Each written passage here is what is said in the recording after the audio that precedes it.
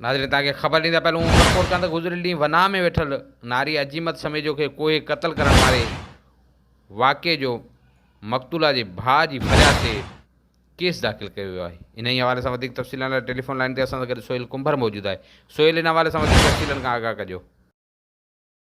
जी बिल्कुलु तव्हांखे ॿुधाईंदासीं गुज़िरियल ॾींहुं अमरकोट वेझो ॻोठ ॾातबा में जेके आहिनि उहो नारी अजीमत समय जेके पढ़ण खां पोइ जेके नौजवान अशरफ समय जो ज़हर पीतो आहिनि वाक़े जो जेको केस आहे उहो उमरकोट तालुक़े थाणे ते दाख़िल थी वियो आहे। नारी अजीमत समय जे भाउ जी फरियाद ते जेके नौजवान अशरफ समय जे ख़िलाफ़ु क़त्ल केस दाख़िल कयो वियो आहे। जेके नारी अजीमत समय जे भाउ ॿुधायो त नारी अजीमत समय जेके आहिनि उहो अशरफ समय जो असां मामे जो पुटु उहो चाहींदो हो नारी सां शादी करणु बि चाही, पर नारी शादी ॿीअ ते थियण ते जेके अशरफ समय जो ज़ुल्म करे नारी खे कोहण खां पोइ पाण बि ज़हर पीतो। नारी जो जेके आहिनि उहो भाउ जी फरियाद ते उमरकोट तालुक़े थाणे ते नौजवान अशरफ समय जे ख़िलाफ़ु जेके आहिनि उहो क़त्ल केस दाख़िल थी वियो आहे। इहो ॿुधाईंदासीं अशरफ समय जो के बि जेके आहिनि उन बि ज़हर पीतो गणती जोगी हालत में हैदराबाद सिविल अस्पताल रेफर कयो, जिते उहो पुलिस कस्टडी में हिन वक़्तु हैदराबाद सिविल अस्पताल में इलाज हेठि आहे।